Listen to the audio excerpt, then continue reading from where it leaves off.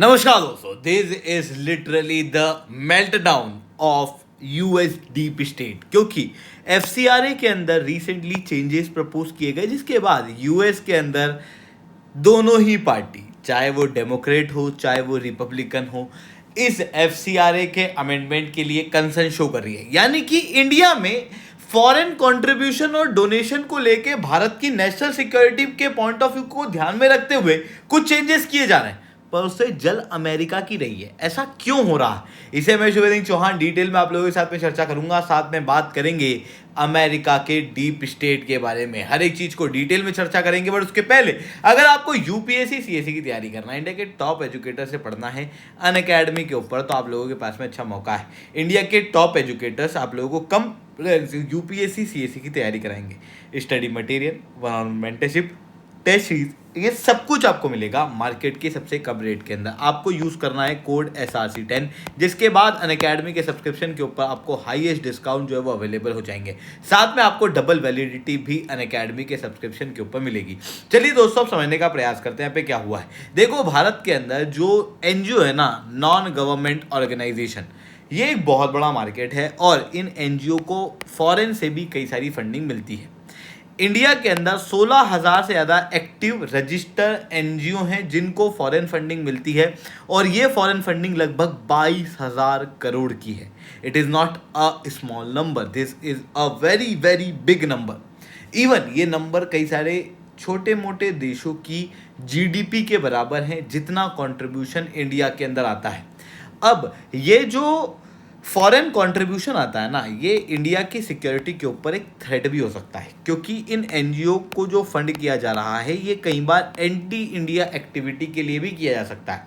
For example, America ने सालों तक क्यूबा के अंदर ऑर्गेनाइजेशन को फंड किया और फिर अल्टीमेटली वहाँ पर सरकार को चेंज करने का प्रयास किया गया था।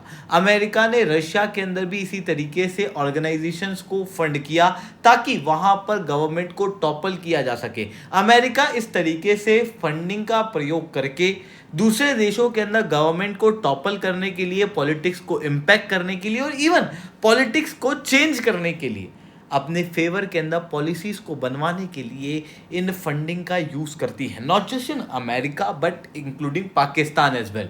पाकिस्तान इन एनजीओज का प्रयोग टेरर फाइनेंसिंग के अंदर भी कर सकता है, इसलिए इन एनजीओ के अंदर आने वाली फॉरेन फंडिंग को प्रॉपरली रेगुलेट किया जाना बहुत ज़्यादा जरूरी है। क्योंकि आप देख सकते हो, जॉर्ज सोरोस अपने एनजीओ के माध्यम से भारत के प्रधानमंत्री के खिलाफ और उनकी पार्टी के खिलाफ कई सारे इनिशिएटिव के अंदर फंड करता है। देखो, मेरा कंसर्न ये नहीं है कि ये भारत के प्रधानमंत्री के खिलाफ करता है, मेरा कंसर्न ये है कि ये इंडिया की पॉलिटिक्स को इन्फ्लुएंस कर रहा है।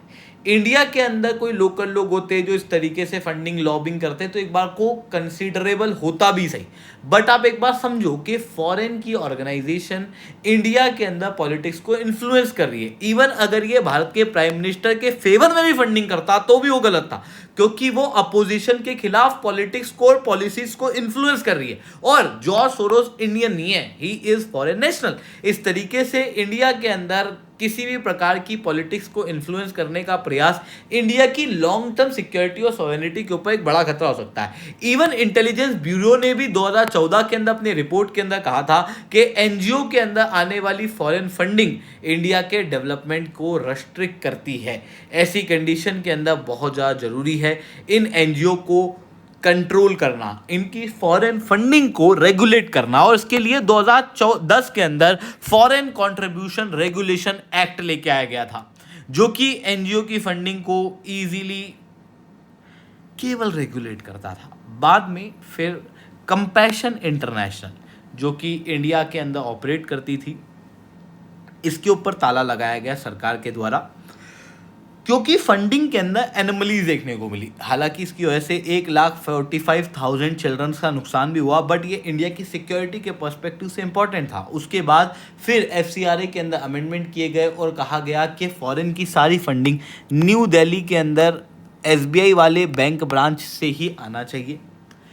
इसके अलावा एक रेगुलेशन और ऐड किया गया कि जितनी भी फाइनेंशियल फंडिंग फॉरेन से आती है उनको रेगुलर ऑडिट कराया जाए, और अगर आप ऑडिट कराने में असमर्थ होते हो तो जो फॉरेन फंडिंग का लाइसेंस मिलता है ना, जो अप्रूवल मिलता है वो अप्रूवल कैंसिल कर दिया जाएगा। अब मार्च 2026 के अंदर इसी अमेंडमेंट को और ज़्यादा स्ट्रॉन्ग किया गया है और इस अमेंडमेंट को और ज़्यादा टाइट करते हुए गवर्नमेंट ने कहा है कि वी विल इंश्योर कि किसी प्रकार की एंटी नेशनल एक्टिविटीज़ इंडिया के अंदर परफॉर्म ना हो।